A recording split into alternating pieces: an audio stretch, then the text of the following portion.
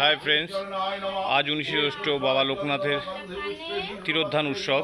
তো আমার বাড়ির মন্দির এইটা, আমার বাবাই পুজো করে এই পুজোটা। তো আমার বাড়ির বাবা লোকনাথের মন্দিরটা দেখাই তোমাদের। প্রতি বছর ধুমধাম করে এই পুজোটা হয় ঢাকে ঢোলে। তো এবছর আমার জেঠু মারা গেছেন 4 মাস আগে, যার জন্য শুধুমাত্র নিত্য পুজোটা যে হয় সেইভাবেই হচ্ছে পুজোটা। পুজোটা করে কিন্তু আমার বাবা